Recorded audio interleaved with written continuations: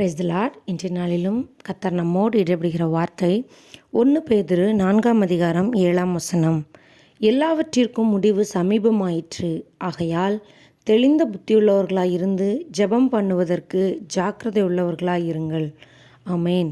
அன்பான தேவனுடைய பிள்ளைகளே, பாருங்கள், நம்ம காலத்திற்கும் நேரத்திற்கும் ஏற்றவாறு நம்ம எப்படி நடக்கணும்னு சொல்லி எல்லா காரியங்களும் நமக்கு கற்றுக் கொடுக்கப்பட்டு இருக்கிறது வேதாகமத்திலிருந்து.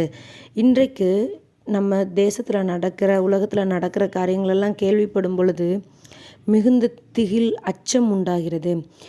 நம்ம வேதத்தின்படியே பார்க்கும் பொழுது கடைசி நாட்களில் இவைகள் எல்லாம் சம்பவிக்கும் என்று நம்ம எல்லாரும் நல்லா அறிந்த ஒரு காரியம்தான். எல்லாவற்றிற்கும் முடிவு சமீபமாயிற்று. எல்லாமே முடிய போகுது. எல்லாவற்றிற்கும் ஒரு முடிவு வரப்போகிறது.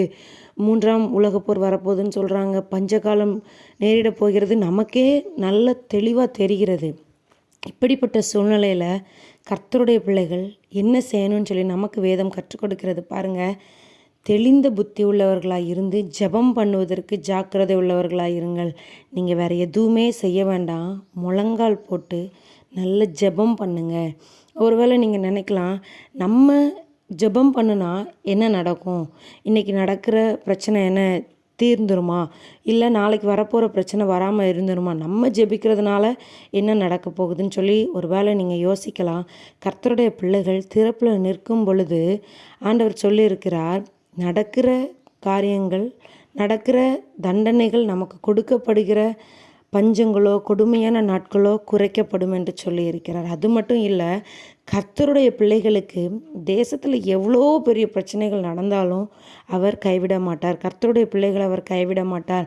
உங்களுடைய அப்பமும் திராட்சரசமும் தண்ணீர் குறையாமல் இருக்கணும்னு சொன்னால் நீங்கள் முழங்கால் படிட்டு நிற்கணும். உங்களுக்காக, உங்கள் குடும்பத்திற்காக, உங்கள் தேசத்திற்காக, நீங்கள் வாழ்கிற இந்த பூமியில் வாழ்கிற மற்ற ஜனங்களுக்காக உண்மையான பாரத்தோடு நம்ம ஜெபிப்போமேயானால் கர்த்தர் எல்லாவற்றிற்கும் நிச்சயமாய் பதில் தருவார்.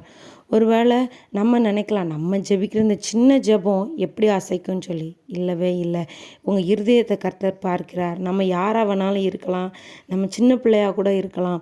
இல்லை பெரிய வயதானவர்களாக கூட இருக்கலாம். என் காலம்தான் முடிஞ்சு போச்சு, நான் ஏன் ஜெபிக்கணும், நான் தான், எனக்கு ஒன்றும் பிரச்சனை இல்லை அப்படின்னு சொல்லி கூட நீங்கள் யோசிக்கலாம். பாருங்கள், உங்களுடைய சின்ன ஜெபம் இந்த தேசத்திற்கு ஒரு மாற்றத்தை கொண்டு வருமேயானால் எவ்வளோ பெரிய பாக்கியவன்களாக இருப்பீர்கள். பரலோகத்தில் இதனால் மிகுந்த சந்தோஷம் உண்டாயிருக்கும். திறப்பில் நிற்கிறதுக்கு தான் ஆண்டவர் மனுஷர்களை தேடுகிறார். ஒருவரையும் காணாமல் துன்பப்படுகிறார். ஜெபிப்போம், தேசத்தை அழிவிலிருந்து மீட்போம்.